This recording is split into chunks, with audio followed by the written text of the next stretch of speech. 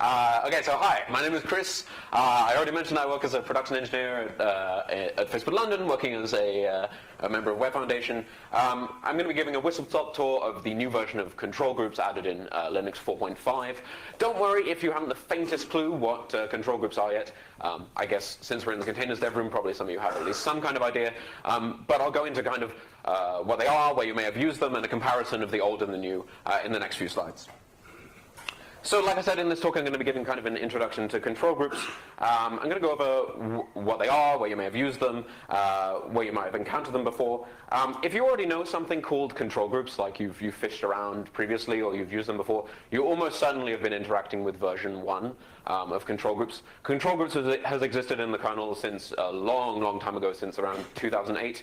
And it's been kind of building our love of containers. It's one of the building blocks of containers as we know them. So it's definitely got a whole bunch of good things in it. It's also got like a whole bunch of problems, usability foibles, other kinds of things which are not so great. So I want to go into like what those are and when you might encounter them and how we've tried to improve that in cgroupv2.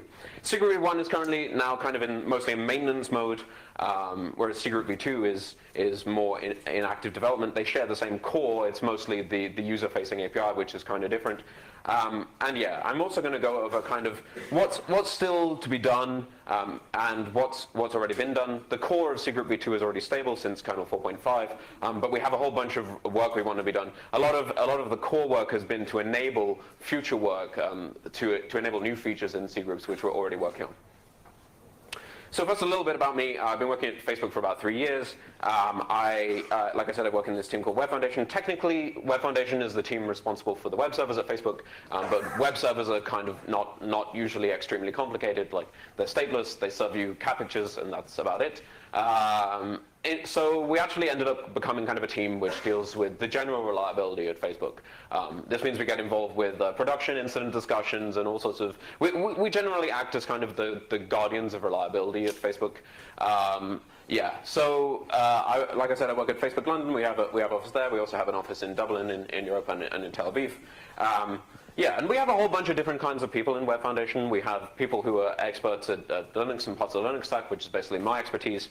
We also have people who are experts in our cache architecture, our RPC, and say like the web push and stuff like this. It's basically a cross-functional group of experts which all come together to deal with when shit really hits the fan. So that kind of brings up the question, why do we as a team like care about cgroups? And why does Facebook as a company care about cgroups? So we have many hundreds of thousands of servers. And we have a bunch of services which run on these servers. Some of them co-located on the same servers, some of them spread throughout servers. It's all kind of all over the place. So most kind of outages at Facebook there are a few kinds of outages, but like one very common one is failure in multiple systems. And there are a few things you need to do to mitigate that. Another one, of course, is actively mapping out your dependencies and making sure you have an understanding of your dependencies. But another big one is making sure that when two services run on a single machine, you don't end up with a situation where one service completely overrides the other and results in it becoming completely useless. So that's one of my main concerns about cgroupv2 and one of the reasons why I'm super interested in it. So a typical use case for this is like you say on a normal web server we have 3 types of running processes. Same goes for most other kinds of web servers, other kinds of servers as well. So you have your core workload. Your core workload is the thing which, if you were to describe to somebody else what your server was actually doing, you would say it does this thing. It serves web requests. It does load balancing. But usually you don't end up only with this on your server. You usually end up with a whole bunch of other stuff, especially if your company has been around for a while or you have some ideas about how you should architect stuff. You end up with a whole bunch of non-core services which can probably be used interchangeably with kind of system services. This might be stuff which just comes with Linux, like also the kernel workers, or it could also be like, say, Kerberos daemons, or it could be like stuff which is related to your business needs, say, metric collections, so we can work out what is going on with our server, like whether we're managing to serve users correctly. But it's really, really bad if then this metric collection decides it's going to take up all the available memory in your server and then you can't actually serve users. Sure, it can tell me it did that, but I don't give a fuck if it like completely fucked up the whole web server, right? Same goes for cron jobs and chef. I care about my server being up to date, but I would rather have some system which actually acts in a reasonable manner if chef starts taking a bunch of memory. I would rather it got degraded service and still managed to run than it took all of the memory or took all of the CPU and then everything was fucked. Like I would much rather have that outcome. Then we kind of have this third class, like ad hoc queries and debugging. These are typically things you don't know that you need and don't end up getting run on the majority of servers. These are like things which you end up realizing you need only when an incident is already happening. And we kind of want people to be able to dynamically be able to determine the importance of those things as the incident is going on, whether they want it to take precedence over the core workload of the machine or not. So cgroups is a very good use case. This is a very good use case for cgroups. Like I mentioned, if you had some interaction with cgroups, you've almost certainly been interacting with version 1. Version 2 has been in development for like 5 years now. It only just got stable in the Linux kernel. But even on recent kernels, version 1 is typically what's mounted by default. And the reason for that is, as you'd imagine with a different version number, the actual changes are backwards incompatible. So I'm going to be going over kind of why we've made them backwards incompatible in a moment. So the fact that we typically boot with your init system only mounting the version 1 hierarchy is a testament to why I'm doing this talk. Like, I know we have a whole group full of container experts in this room, and this is also kind of a sell to you about why you should give a fuck about cgroupv2 and why you should take the time to care about it and invest in it in your products. So in the previous slide we talked about multiple processes fitting into each of these cgroups as well.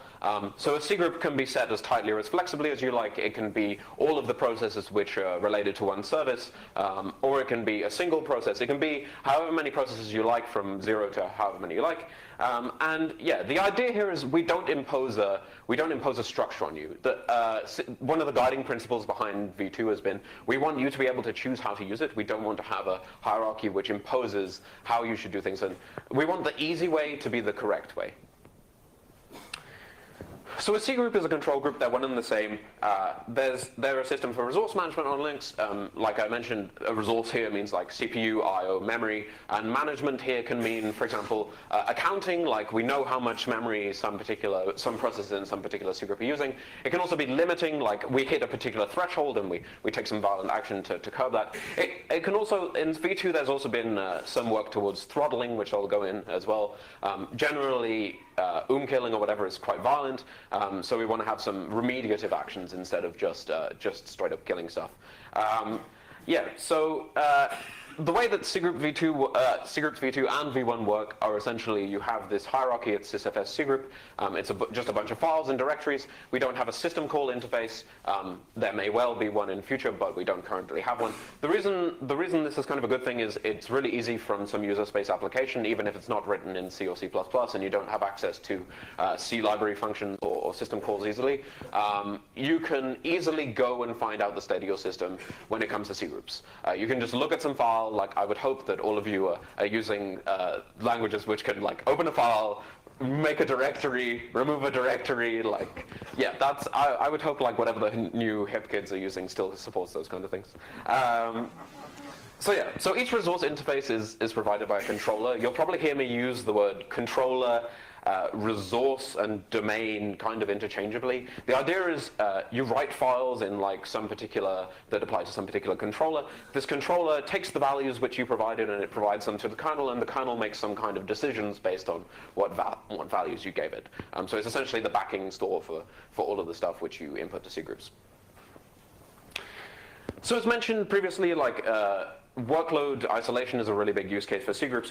So you might have many background jobs on a machine, but you don't want them to override the main workload. That's the case which we talked about first. There are also some other cases, like say you have a tier which runs asynchronous jobs in the background. We have that at Facebook. And some jobs have higher priority than others. Priority is a very abstract concept, but priority usually has something to do with resources. It usually means either you expect it has more memory or less CPU or something like this. It's very much up to you, like what exactly that priority means. You also have shared environments, say you're a VPS provider or something like that, and you don't want some particular user to be able to use that container and steal all the resources from all your other customers, which are now going to go and leave you a bad review. There are kind of a lot of use cases for C groups here. And you might ask, hey, my favorite application X, like, it already does this. Why should I give a single shit about C groups? Well, the answer is, if you have been using any kind of software in the last 8 years, I would really pray that it does it through C groups. It probably does it transparently to you, and you don't ever have to like talk to C groups directly. But the backing for all of these is C groups. Like, that's how they do resource limiting. So let's go concretely over how this works in version 1. So in v1, sysfs cgroup contains the names of all the resources which have a controller. So this might be CPU, memory, PIDs, that kind of stuff.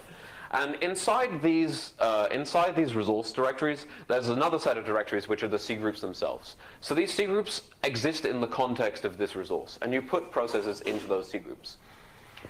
For example, we have the PIDs one at the bottom, so because this is to do with PID resources, it contains files in those directories, and those files are related to how many PIDs you can have in a C group, for example.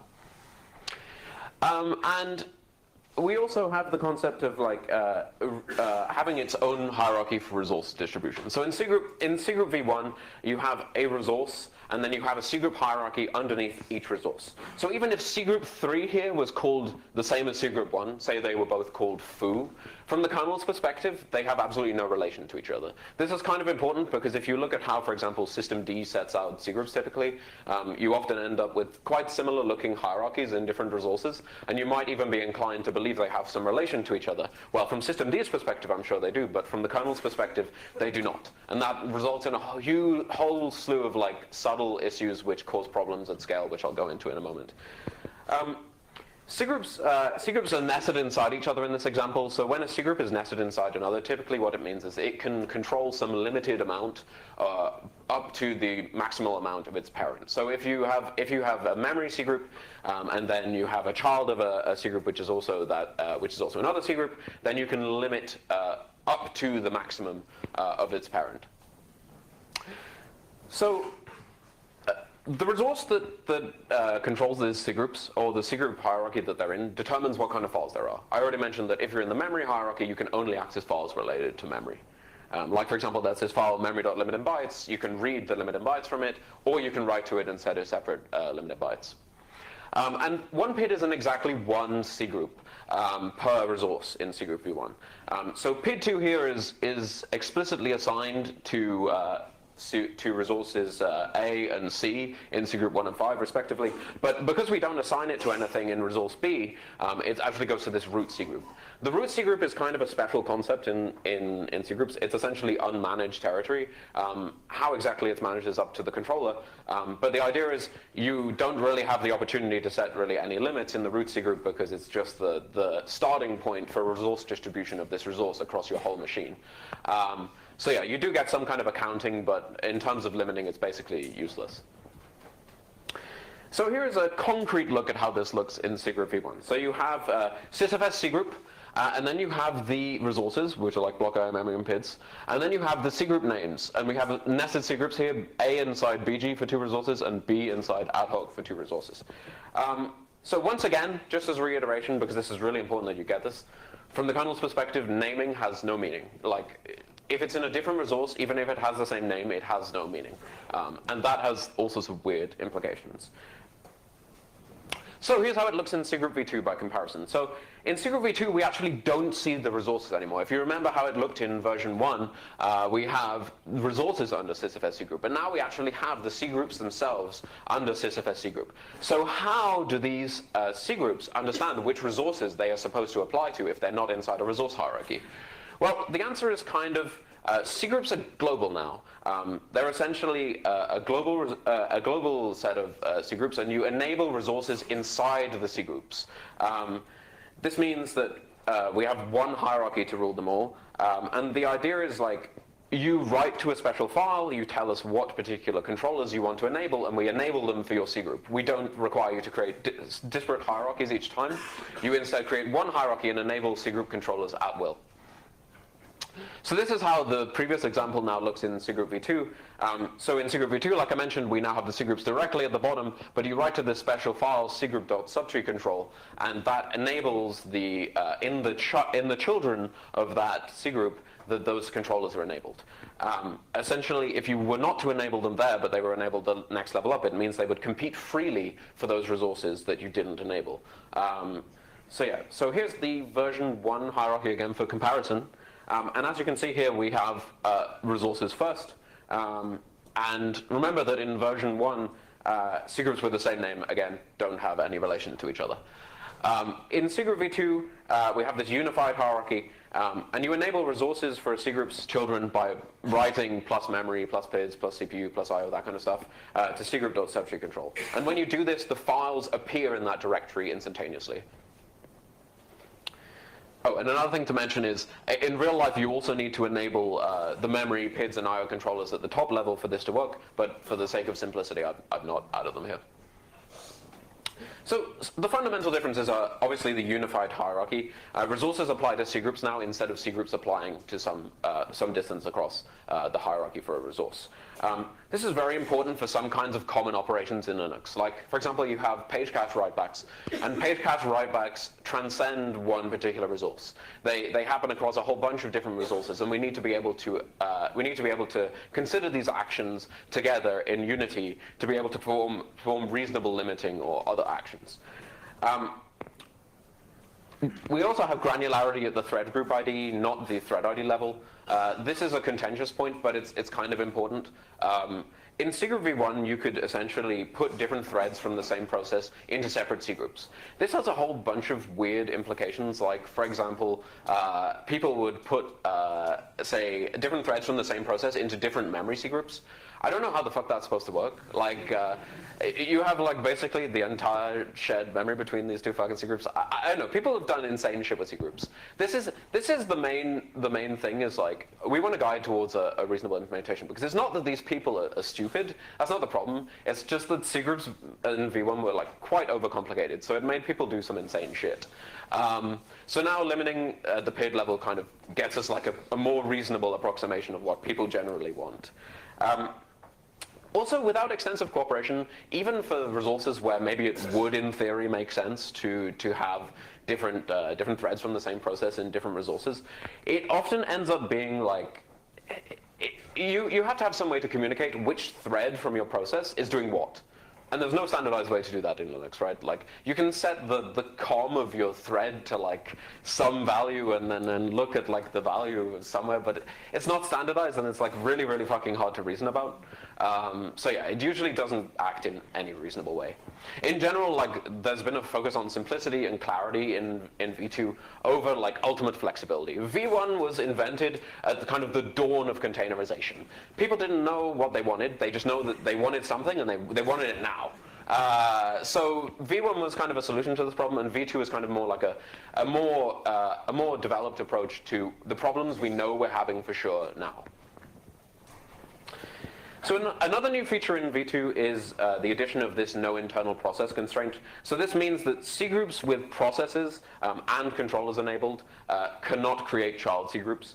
Essentially, this means that, in simpler words, these red cgroups either have to have no processes or they have to have no controllers enabled in that part of the hierarchy. This is for a few reasons. It's kind of hard to reason about how that should act, usually. In v1, this was allowed, and the problem is now you have two different types of objects kind of competing against each other. So say you have processes in I, and then you have some child cgroups underneath I here. Now you have processes which are in I competing against cgroups, which are its children. And it's difficult. You have to make some kind of judgment about how we will treat processes compared to cgroups. Maybe we can consider each one its own cgroup. Maybe we can consider them like I prime, like a separate cgroup. But it's quite hard to reason about. And for most cases, the better solution is just create another cgroup. So this is another guide towards, like, helping people create a sane hierarchy. And the root cgroup is a special case. The controllers themselves have to decide how they're going to handle resources in the root.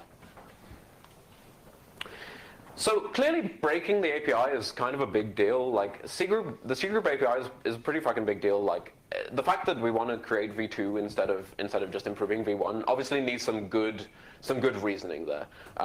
So v1 works okay for basic situations, but it gets kind of exponentially complicated when you're getting more and more complex. As I mentioned, in v1, design kind of often followed implementation, and trying to rework kernel APIs after the fact is really, really, really hard. Like, you can't change the kernel API, the fundamental nature of the kernel APIs which people rely on day-to-day in production. That's just not something you can do. Even for stuff which was designed up front, like I mentioned, like, generally the use cases for containers and cgroups were not really that well fleshed out yet. They originally started as like only for CPU, and then it grew and grew and grew kind of naturally. It was generally hard to gauge at the time how cgroups would be used, so now this is an opportunity to redesign them and work them how we actually think they should be. So to fix these kind of fundamental issues, you need to have an API break, and that's why v2 was created. So I want to go over some of the actual practical improvements, because I've talked a lot about like the theoretical, how we've designed it, but I also want to go over why we've designed it in that way and what that actually means. So, okay. Pop quiz. When you write to a file in Linux, what happens? It's not a trick question, I swear. You get a file you get a file descriptor. Okay, that was possibly before what I wanted. Okay, so does it write directly to the disk? Okay, so where does your data go? I got about 5 different answers. I'm not sure what on earth they were. Okay, so it goes. You write a dirty page into the page cache. You have like some subset of dirty pages now, and your write syscall came back and it said everything's great. And from your application's perspective, now you can go on pretending, yes, it was written to disk, and my write syscall succeeded, so it must be written to disk, and you can have all this class of wonderful belief. But ultimately, it's not been written to disk, right? It's still sitting in memory somewhere, and if you shut down the machine right now, shit's going to go haywire. So yeah, so there are multiple operations here to be considered. First, you have your write syscall, which then goes and writes it at dirty pages, returns to you, and then later some kernel worker like pdflush comes and it says, okay, now is the time by some magical standards like the inode dirty ratio. I've decided I'm going to flush out these to disk. In v1, we don't have any tracking of this. So if you wrote dirty pages, we don't know where they came from afterwards when we flush them to disk. So that I/O goes to the root cgroup, and we can't account it to your process or your cgroup, simply because it wasn't tracked. It wasn't tracked where this page comes from. In v2, it is tracked, and we can actually count these towards your limits. And we can also make kind of reasonable decisions about like, oh, you have I/O contention, and this is what I should do based on that, or you have memory contention, and this is what I should do based on that when you're trying to do a page cache write back. v2 is also generally like kind of better integrated with subsystems. So most of the actions we could do based on thresholds in version 1 were kind of crude, or in the case of the memory subsystem, like quite violent. You set like a limit with memory.limit in bytes, and what happens is your application has like a 1-minute spike in memory usage, and then the killer goes along and goes, oh, I'm going to kill you! And that's like the standard method of dealing with things. Like, usually, like, processes don't particularly like being kill-nined. I don't know, like, maybe like there's some kind of sadistic processes which like that, but I mean, ultimately it's not a very good way of limiting resource usage. What you really want to do is like tell it, okay, calm the fuck down and like stop allocating memory. Or in the better case where you can't tell it to calm the fuck down, you want to tell the operating system, hey, that guy's going fucking nutso. I would like to now like take some action against this guy, but that action doesn't have to be like slay him where he stands. Yeah. I would like to think in human society we've come past the point where like the penalty for any kind of failure is instantaneous death. So now in cgroupv2 we have like generally kind of better thresholds here. We have a new thing called memory.high, which instead of killing your process, we still have memory.max, which is very analogous to memory.limit in bytes, which killed your process. But we also have memory.high, and what memory.high does is when you pass this threshold, we start to do throttling and reclaim for every single memory allocation. So when you go over memory.high and you want to do another malloc, or you want to grab some more memory, then what we do is we break into a separate path in the kernel and we say, hey, I would like to dial back this usage. So what I'm going to do is go to the tail of the inactive list and start reclaiming pages. So if you fail to reclaim any pages, it's still kind of good, because you took a while to scan the page cache. It took you a while to scan the page cache. We've slowed down your application now. We've done it in a way which is kind of transparent to your application. But if you do manage to reclaim pages, then we also win, because now you've reclaimed some pages and you managed to get some memory free again. In fact, this is like generally a much saner way of doing things, and this is like, using this on web servers was like a big win when you see like these spikes in resource usage. So notifications, I don't know like how, notifications are like one of the more edge cases for cgroups, since it usually ends up being people who, like systemd, which end up using them. But notifications are essentially a way to say, hey, something in my cgroup changed state. It could be like, oh, I have no more processes in my cgroup, so all of them have finished. It could be like, oh, one of my processes ran out of memory and I'm going to take some action based on that. Ultimately, it's a way to get information about what is happening in your cgroup. Systemd uses this, for example, to track which processes are running and the state of your system and the state of the services which you're running. The problem is on v1 for release notifications, which are the notifications which are sent when your cgroup has no more processes, which, for example, means like, oh, we exited. You have to designate what's called a release agent, and this release agent is just like giving a core dump utility. You tell it like, here's the path to my executable, and when you have no more processes, go and execute this thing with these arguments. The problem is now, if you're using cgroups as a utility where, say you have cgroups expiring like 1,000 times a second, you're now like forking 1,000 times a second as well, which is pretty bad. Like, it's generally pretty expensive, and it doesn't make a whole lot of sense, since the rest of the cgroup API used slightly more sane methods using eventfd. So now we have iNotify support everywhere. sysfs cgroup looks like a file system. It kind of makes sense that it supports iNotify. We still have eventfd support, so you can like poll and find out what the answer is. The idea now is you can have one process to monitor everything you like. You don't have to fork a new process every time an event is created. This is just like a straight upgrade, really. So utility controllers are another thing. Utility controllers are controllers, essentially, most controllers in cgroup are related to some particular resource. Say you have memory, CPU, I/O. There are other ones, however, like, say, perf, or freezer, which I'll also go into in a second, which are not related to some resource, but you put the processes in that cgroup based on some actions you want to take to them as a group.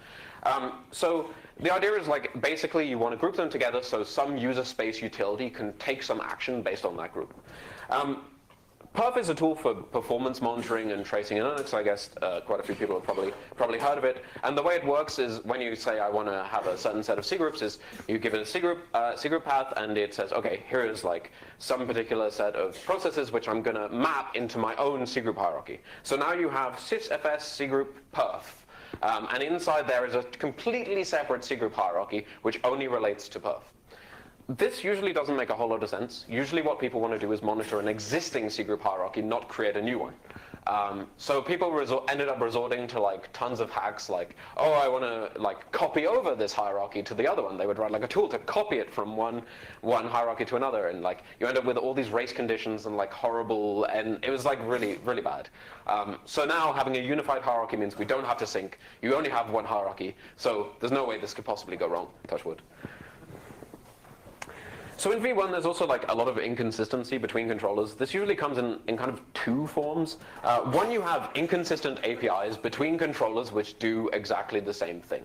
So you have like the CPU, both CPU and I/O are essentially weight-based or share-based. You give a certain amount of some resource based on a relative amount to some other particular cgroup.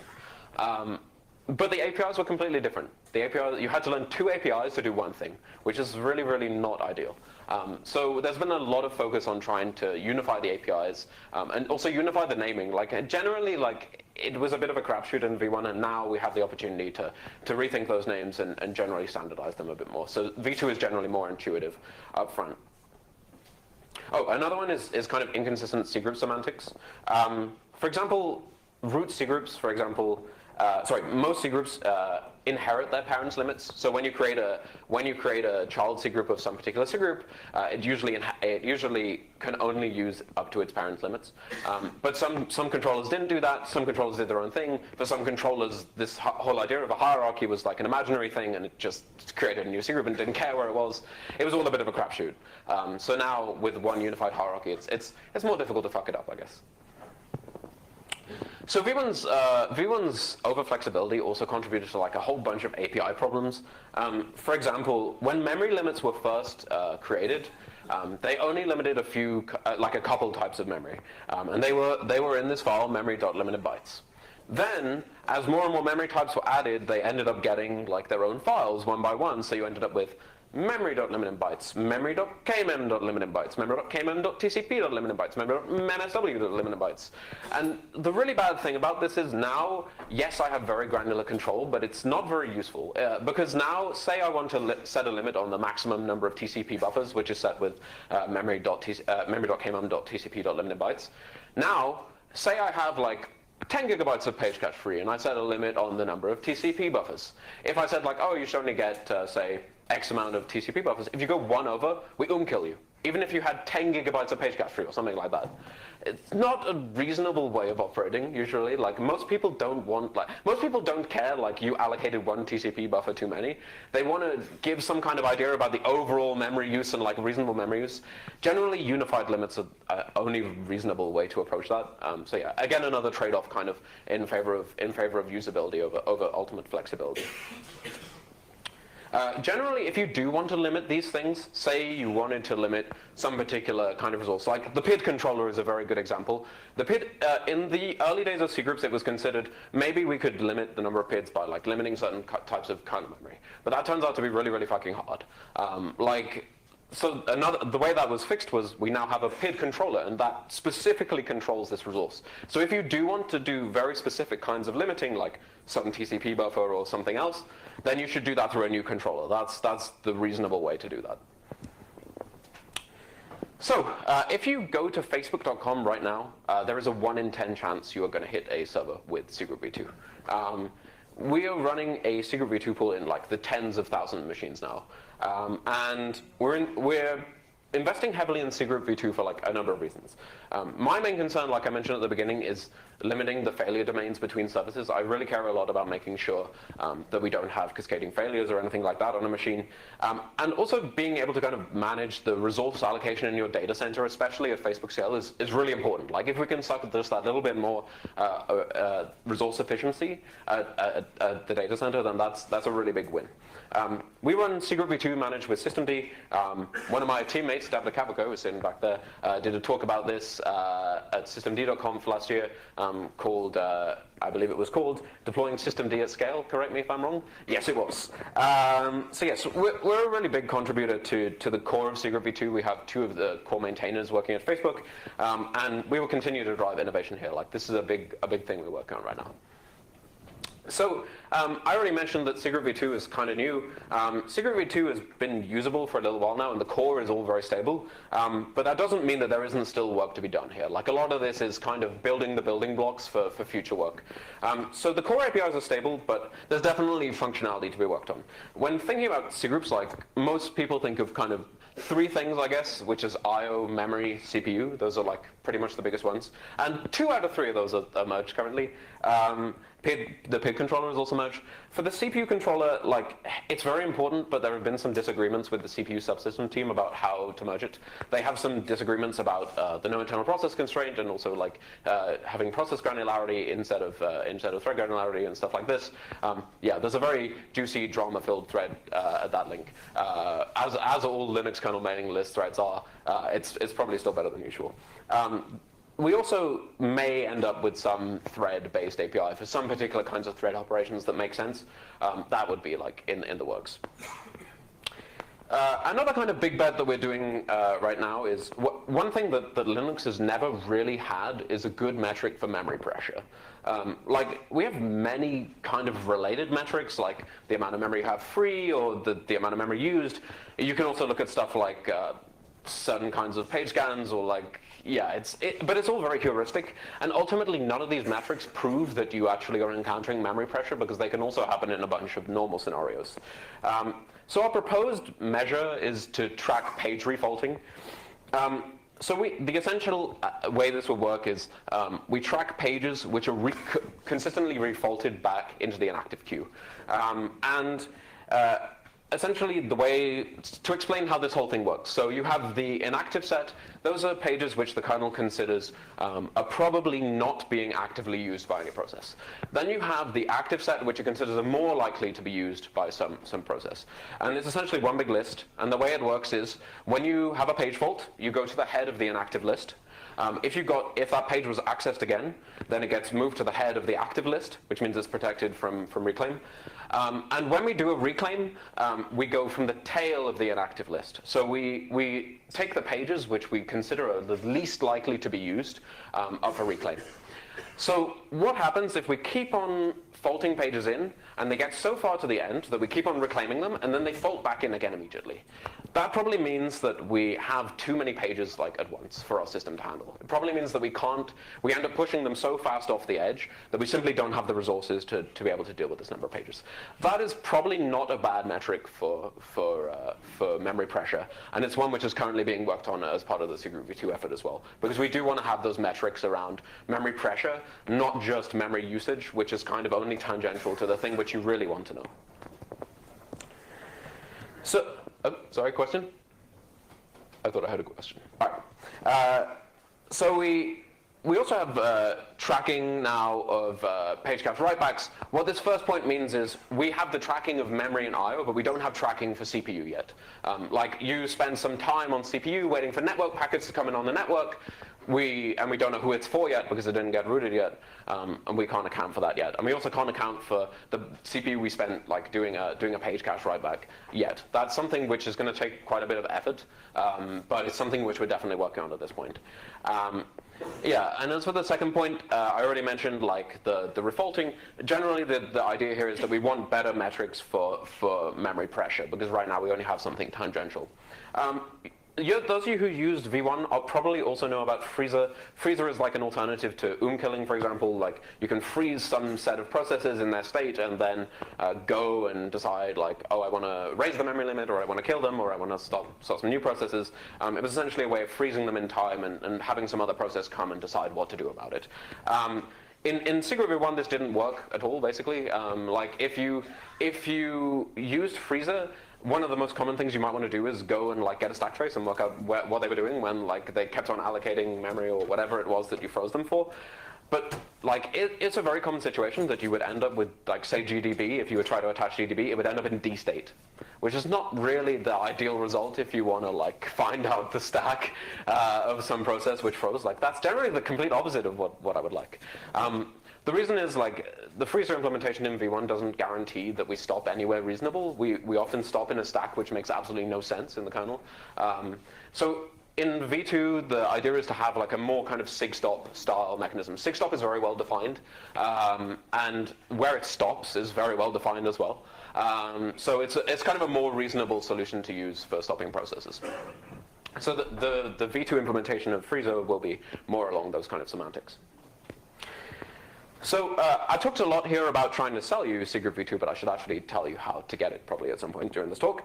So hopefully you're interested in trying it out yourself. So here's what you need to get started with version 2. First, you need a kernel above 4.5. Before that, we do have a developer flag, which you can go find. I won't tell you because it'll like eat you if you try and use it and you don't know what you're doing. But I really wouldn't recommend using it before 4.5. 4.5 is the first point we have a stable API. Once that's done, more or less two things to do. You need to turn off all of the controllers for V1, and you need to turn on and mount the file system for V2. Typically, you want your init system to do this. For systemd, you use it with this flag. You basically put both of these on the kernel command line. But if you're crazy or you want to try it yourself, you can also manually mount it and cry when things break. So if you're interested in hearing more about cgroups, come talk to me. I'm happy to go over any of what I've been talking about on V1 or V2. Yeah, I'll be happy to go over any questions you might have. And if you've used V1 in the past, which I guess many of you have, and you found it lacking in some areas, please do try out V2 and let us know what you think. Thanks.